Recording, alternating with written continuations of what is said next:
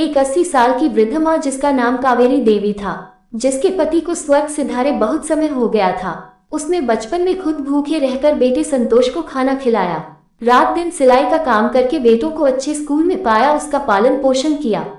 आज वही बेटा संतोष बड़ा हो चुका था। संतोष कमाने के लिए शहर चला गया था। कुछ समय बाद संतोष को एक अच्छी नौकरी मिल गई। इसी दौरान उसके शहर में कई दोस्त भी बन गए। उनमें से एक दोस्त के घर पर उसका रहना पड़ता था। वह दोनों ऑफिस साथ साथ जाते। वक्त बीतता गया, काम चलता रहा। अब उसे नौकरी में तरक्की मिलती गई, या तनख्वाह भी अच्छी खासी हो गई थी। वह शहर में काम करके बहुत खुश था। आज संतोष का जन्मदिन है। लोगों ने ऑफिस में उसे जन्मदिन की बधाई दी। शाम को ऑफिस से छूटे ही अपने दोस्तों को साथ लेकर शहर के एक बड़े होटल में पार्टी की। पार्टी समाप्त होते ही सारे दोस्त अपने अपने घर चले गए। संतोष शहर में इतना घुल मिल गया कि उसे अपनी बूढ़ी माँ का जरा भी ख्याल नहीं आया। गांव में उसकी बूढ़ी माँ उसकी तरक्की के लिए रोज मंदिर में पूजा करती थी। ईश्वर से अपने बेटों की लंबी उम्र की कामना भी करती थी।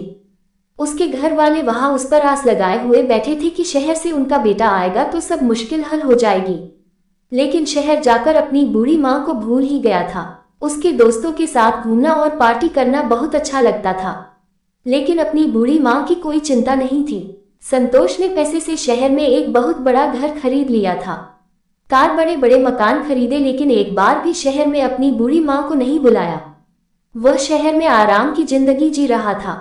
उसकी बूढ़ी माँ रोज उसे फोन करती, लेकिन वो एक बार भी फोन नहीं उठाता। अपनी माँ के बार बार फोन करने की वजह से संतोष को बहुत गुस्सा आ रहा था। उसने फोन उठाया, क्यों मुझे बार बार परेशान कर रही हो, आपको कोई काम नहीं है क्या? माँ ने शांत स्वर में कहा, बेटा तू एक बार मिलने के लिए हमारे पास आ जा, मुझे और कुछ भी नहीं चाहिए। संतोष बेटा तू ही मेरी जिंदगी है, आखिरी तेरे सिवा है ही कौन मेरा इस पूरी दुनिया में। और वो बात करते करते रोने लगी। बस बेटा एक बार आ जा अपनी माँ के लिए। बेटी को बहुत घमंड था, क्योंकि संतोष करोड़ों रुपए का मालिक बन चुका था।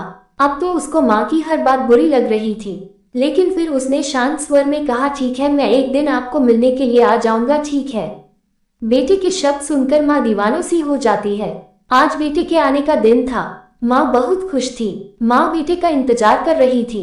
जैसे ही बेटा घर के द्वार पर आता है, माँ बेटे को गले लगाती है, लेकिन बेटे पर माँ की ममता का कोई असर नहीं हुआ, क्योंकि उसको लाखों करोड़ों रुपए का घमंड जो था। बेटे ने माँ को कहा, माँ तू हमेशा मुझे कहती है ना कि माँ का कर्ज इस दुनिया में कोई नहीं उतार सकता। आज मैं तेरे सारे कर्ज चुका दूंगा, बता कितना कर्ज है तेरा, तुझे क्या चाहिए? घर, गाड़ी, बड़े बड़े मकान, रुपए, सोना चांदी, जेवर, बता ऐसा क्या दूं जिससे तेरा कर्ज उतर जाए। और तू मुझे कभी ऐसा ना कहे कि माँ का कर्जा इस दुनिया में कोई नहीं उतार सकता। माँ ने बड़े आराम से कहा, बेटा ये घर, गाड़ी, बड़े बड़े मकान, सोना चांदी से तो मेरा कर्ज नहीं उतरेगा। अगर तुझे मेरा कर्ज उतारना है तो एक काम कर, मैं तुझे ऐसे 3 काम करने को दूंगी जो तुझे पूरा करके दिखाना होगा। अगर तीनों काम करने में सफल हो गया तो मैं समझेंगी कि तूने मेरा कर्ज उतार दिया। बेटे ने कहा, माँ 3 काम तो क्या 50 काम दे दो मुझे, मैं तुम्हारे हर काम को पूरा करके दिखाऊंगा। माँ मुझे क्या करना होगा? माँ ने आज बेटे को पहला काम दिया, जिसमें माँ के कहे अनुसार बेटे को 5 किलो वजन के पत्थर को एक कपड़े में लपेटकर उसे अपने पेट पर सुबह से लेकर शाम तक 24 घंटे तक बांधना था और फिर माँ के पास जाना था। माँ के कहे अनुसार बेटे ने एक पत्थर अपने पेट पर बांधा और वहां से चला गया। अब उसे पत्थर बांधे बांधे ही दिन भर का सारा काम करना था, लेकिन उसके लिए ऐसा करना मुश्किल हो रहा था। पत्थर के बोझ के कारण वह जल्दी थक गया। दिन जो जैसे तैसे गुजर गया, लेकिन शाम होते होते उसकी हालत खराब हो गई। जब उससे रहा नहीं गया तो वो सीधा माँ के पास गया और बोला, माँ मैं इस पत्थर को बांधकर ज्यादा समय के लिए नहीं रह सकता। बेटे की बात सुनकर माँ ने मुस्कुराते हुए कहा, तुम 24 घंटे भी पत्थर का भार संभाल नहीं सके और मैंने अपनी कोख में तुम्हें 9 महीने तक रखा और सभी काम करती रही। इसके बाद भी मुझे थोड़ी भी थकान महसूस नहीं हुई और तू माँ के कर्ज की तुलना तेरे कमाए हुए पैसों से कर रहा है। आज बेटा पहली परीक्षा में असफल रहा, लेकिन अब भी बेटे का घमंड नहीं उतरा और उसने माँ से पहली परीक्षा में कहा, भले ही मैं असफल रहा लेकिन तू मुझे और काम तो दे, मैं तेरे सारे काम खत्म करके दिखाऊंगा।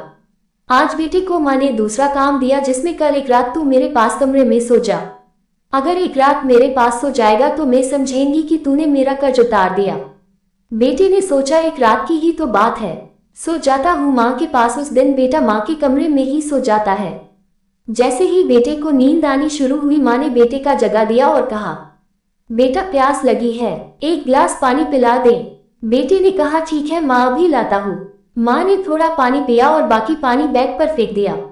बैग पर जहाँ बेटा सोया था, बेटे ने कहा, अरे माँ, ये क्या किया तुमने? तो मेरी जगह सारी गीली कर दी। अब मैं कैसे सोऊंगा? माँ ने कहा, बेटा गलती हो गई, अभी सूख जाएगा। बस एक रात ही तो सोना है तुझे बेटा। जैसे तैसे बेटा उस गीले बैग पर सो गया। अभी आंख थोड़ा भारी हुई थी कि माँ ने फिर बेटे को जगा दिया और पानी पिला दे बेटा। अब बेटे को थोड़ा गुस्सा आ गया और उसने माँ को कहा, माँ अभी तो पानी पिया था, इतनी जल्दी प्यास लग गई।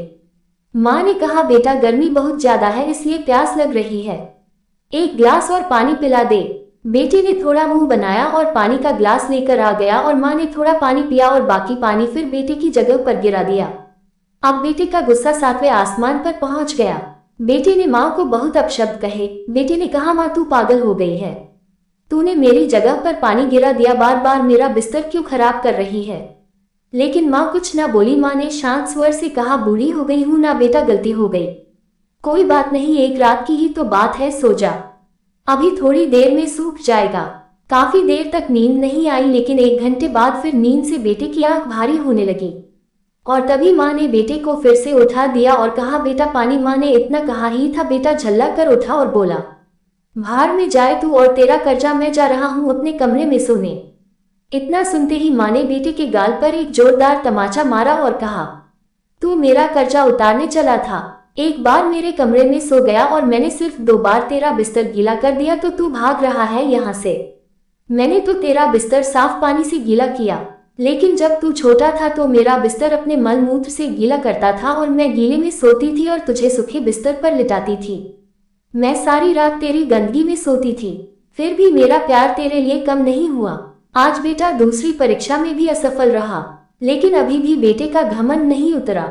उसने माँ से कहा, भले ही मैं दोनों परीक्षा में असफल रहा, लेकिन तू मुझे और काम तो दे, मैं तुम्हारे सारे काम खत्म करके दिखाऊंगा। माँ तो माँ होती है। आज बेटे की तीसरी परीक्षा थी। माँ ने बेटे से कहा, मैं तुम्हें एक सवाल कई बार करूंगी, तुम्हें इसका जवाब देना होगा, लेकिन याद रखना एक बार भी गुस्सा नहीं करना है। बेटे ने कहा, ठीक है, नहीं करूंगा। अचानक उनकी खिड़की पर एक कबूतर बैठ गया। माँ ने बेटे से कहा, बेटा ये क्या है? बेटे ने कहा, माँ यह एक कबूतर है।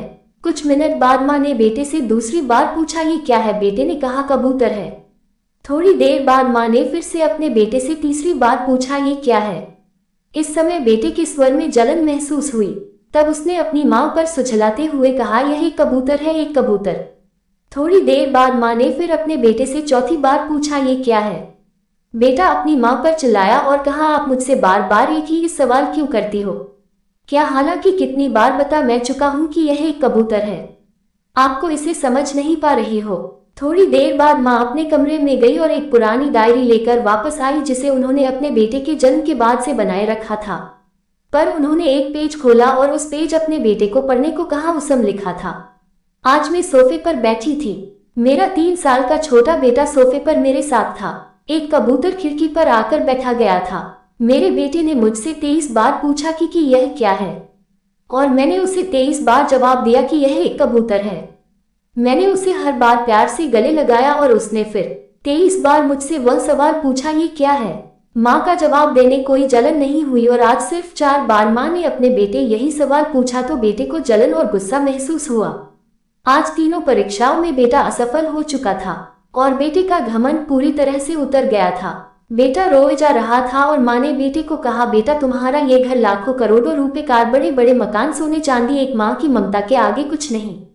दुनिया की हर एक चीज माँ की ममता के आगे कुछ नहीं है। हमारी संस्कृति में, हमारे वेदों में भगवान से भी पहले माता पिता का स्थान बताया गया है। कभी भी जिंदगी में अपनी सफलताओं का रोब अपने माता पिता को मत दिखाना, क्योंकि उन्होंने अपनी जिंदगी हार कर आपको जिताया है। अगर आपको वीडियो अच्छी लगी तो इस वीडियो को लाइक करके चैनल को सब्सक्राइब कर देना। आपका एक सब्सक्राइब मेरे लिए 1 लाख के बराबर है।